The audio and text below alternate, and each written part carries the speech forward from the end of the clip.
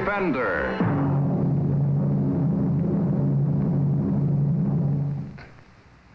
The public defender is a public servant employed by the community and responsible for giving legal aid without cost to any person who seeks it and is financially unable to employ private counsel. It is his duty to defend those accused of crime until the issue is decided in a court of law. Many cases could never be brought to a just conclusion without the aid of our investigators, whose patience, courage, and intelligence are a constant source of pride to this office. The case I'm going to tell you about started late one night in the vicinity of an oil field. That's the last time you'll ever do it to me, Lanky. What do you mean by that crack? You know what I mean. His circus dropped a little. I dropped a little myself. What did he mean by that crack? Let me see these cards. What's the matter with you guys? Can't you take it? If you ever want to get it back, I'll be around. Look, Sam. A marked deck.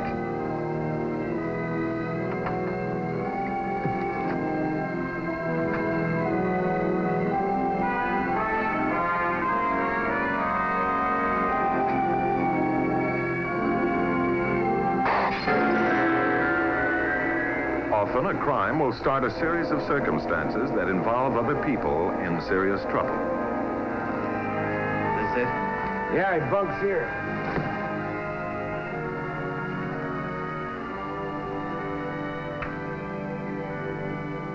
Come on, Morrison. On your feet. Get up. Oh, go away. I'm working day tower this week. I know it. The law wants to talk to you. The law? What about? Bit faces. Rock cutters. Well, what's that got to do with me? Somebody broke into the Monarch tool shed. Stole $1,000 worth of bits. They did. Well, it wasn't me. We heard different.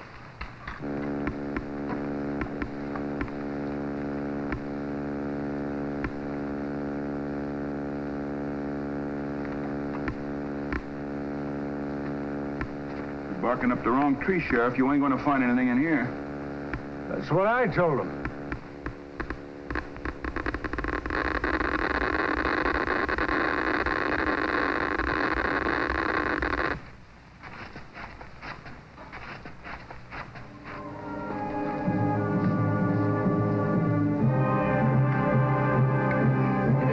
Very deep, did you? Well, I didn't put him there. I can't believe this about you, Morrison. Well, I tell you, I didn't put him there. I had All nothing right, come on, put on your clothes. You'll get plenty of chance to tell your side of the story. Come on. Morrison was given a chance to tell his story, but what he had to say was not sufficient to effect his release. And that's all you know about it.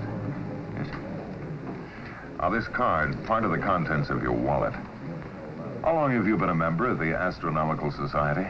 Well, let's see. It's 41, it's 12. It's 15 years or better. It's just a hobby. Rather an unusual hobby for an oil field worker, isn't it? Oh, I wouldn't say that. Gee, we have club members that are, well, from all walks of life. There's a great fascination about the stars and the planets. Did you ever look at the spiral nebulae of Andromeda on a good dark night? Oh, I'm afraid I haven't. Well, I'll check these character references and see what I can do. Well, thanks. Say, you won't have to let my kid know about this, will you? That school she goes to is kind of particular, and I wouldn't want to worry you. Don't worry, she won't know. Oh, thanks. It'd just about kill her if she knew her old man was branded as a thief. I'm not a thief, Mr. Matthews. You know that. I believe you, Morrison. But it's going to be a difficult job to make a jury believe it. Are you sure you can't think of anyone who had any reason for framing you? No, sir. There just isn't any reason. I haven't got anything that anybody would want. I haven't got an enemy anywhere. It just don't make sense. Just don't add up. And you can't think of anything you might have done to make anyone sore? No, sir. Not a thing. Unless... he wasn't sore. He was just put out a little. Who? The driller, Flint, he bawled me out once for checking my watch by the stars. Checking your watch by the stars? Yeah. Anybody can do that knows his astronomy. I used to do it every night when Vega would come across the meridian. I'd line her up carefully through a couple of holes in a crown block, and I'd check my watch. And he got sore about that? Yeah. Well, this night I was checking my watch by the stars, and it was 15 minutes fast. So I was just standing there trying to figure out why. And he got sore. It still got me puzzled. You know, the stars don't waver in their course, Mr. Matthews. There's something funny there someplace. Well, maybe we better try to find out what it is. I like Morrison, and I couldn't help feeling that maybe he was right. Maybe someone was trying to frame him. That afternoon, I called in my chief investigator, Ed McGrath. You know, Ed, there's something about this case that puzzles me. It's too pat. You and I have handled hundreds of cases together. Do you recall any time we've defended an astronomer, amateur or otherwise? No, I don't think so. Guess they're not the criminal type, huh? Now, you take this fellow Morrison. Well, he's a dreamer. Why would he go around stealing oil bits and hiding them in such obvious places? Doesn't add up, does it? No, that's why I want you to go down there. What am I supposed to find? Well, Ed, there's a tie-up somewhere between those stolen oil bits and the oil well where Morrison was working. Now, I don't know what it is, but if anybody can find it, you can.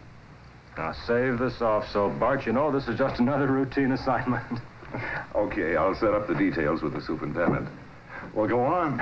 And good luck, Ed. Hey, hon, that union car's not in the top drawer.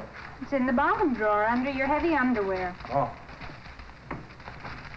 Your old work boots are in the closet behind your golf bag. Yeah, I got them. Thanks. Hey, put in a couple of pickles, will you?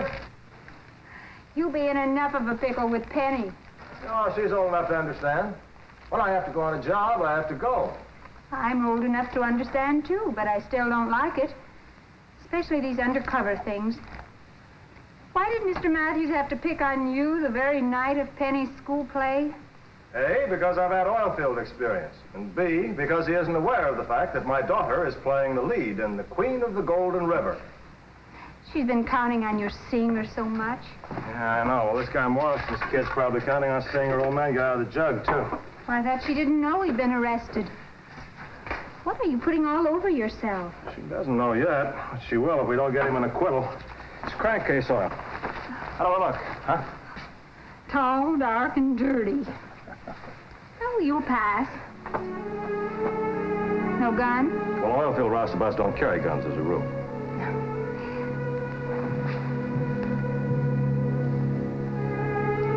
Ed, be careful. Now, don't worry. There's no chance of anything dangerous breaking on this one. It's just routine. Knock on wood. Okay, knothead.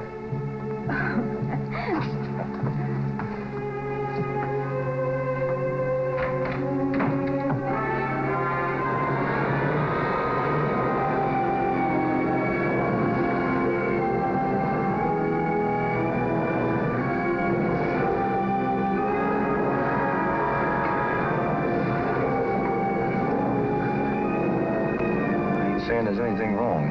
All I'm saying is how come they pulled the other guy and put this new guy on? Oh, so what? What's the difference? This new guy asks a lot of questions. He's a nosy type guy, and I don't like nosy type guys. Oh, relax. He's just a working stiff trying to make his $1.85. Mac, come here.